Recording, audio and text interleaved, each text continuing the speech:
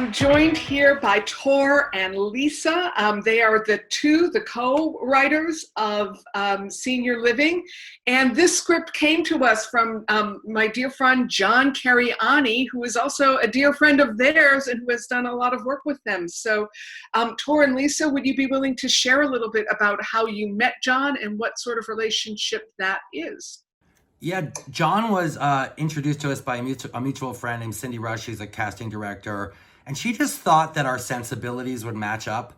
And we actually ended up meeting him after, this is when he was in Something Rotten.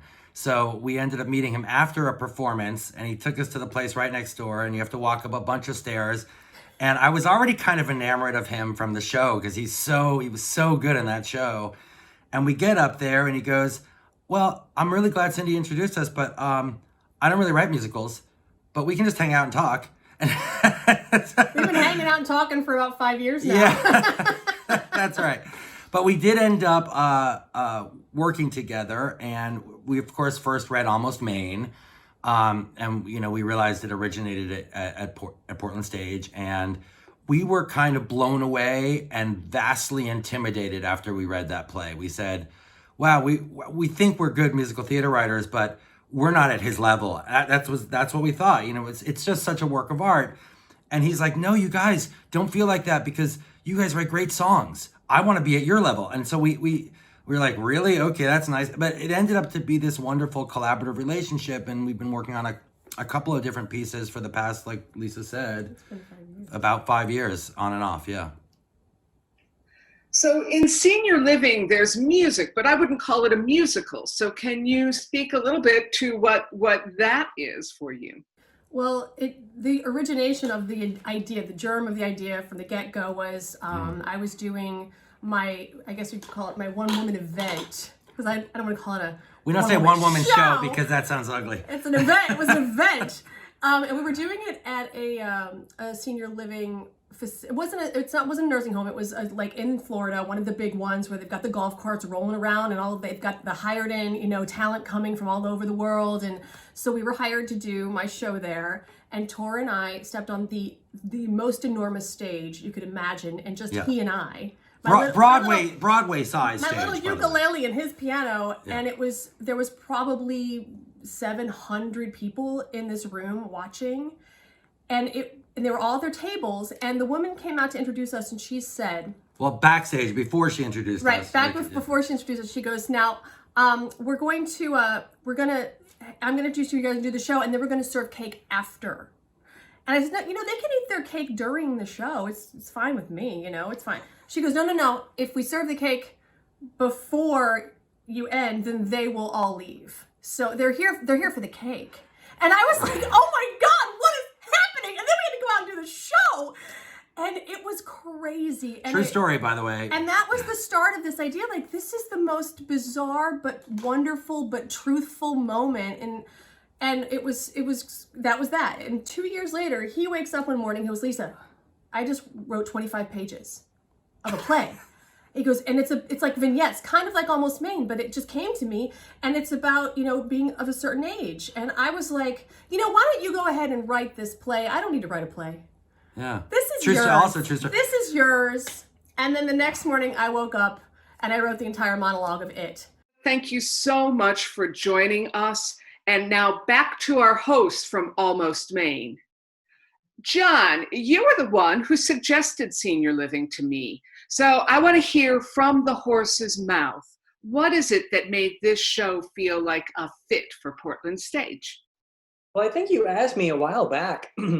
I was asking you, what are you looking for as an artistic director in your programming? And I think you mentioned that you were looking for, I think you were working on your new Christmas show. What is it, The Snow Queen? Is that the show that you developed?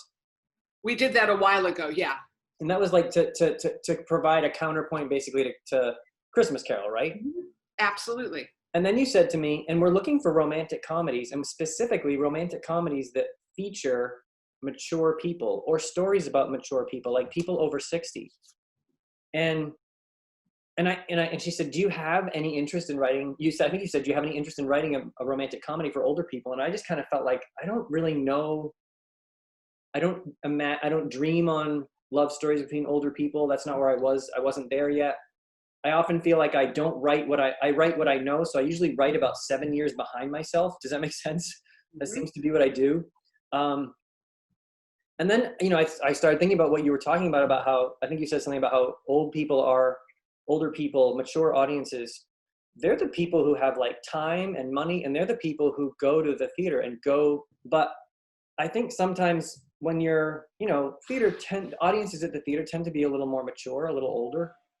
Sometimes they miss seeing themselves on stage. And I've talked to a lot of older actors who are tired of playing like Alzheimer's patients, cancer survivors, because when you're 65 or 70, you're not dying, you're living. Do you know what I mean? And so what I loved about Senior Living was that it's kind of a collection of stories, not unlike Almost Maine, in that it's a loosely linked collection of little stories about these people who live in a nursing home. And it's about them falling in love, losing someone, dealing with their kids. It's very funny. It's kind of about home and family. And I think we haven't really in the theater or in art taken much interest in home and family. And I think home and family is a very valid component to art. Like, we haven't really examined that much. We've done politics, we've done war, we do all the hard stuff. And then I feel like we don't take home seriously. And that's one of the things I liked about it. I think, and I know Tor and Lisa, they wrote it. They're just friends of mine, and they've written a lot of musicals. And we were working on something together. I was helping them with like the book of a musical. And I mentioned, I think, to them that they said, we want to write a play. What should we write about? And I said, older people who have lived and who aren't sad and who are multidimensional. Mm-hmm. And they came up with this, and it's got a little bit of music in it. The through line of it is a talent show that they're throwing at the senior living home, and it's really the senior home, and it's really sweet and funny. And it's not cloying, it's not sentimental. It's pretty hard in places, but it's a comedy.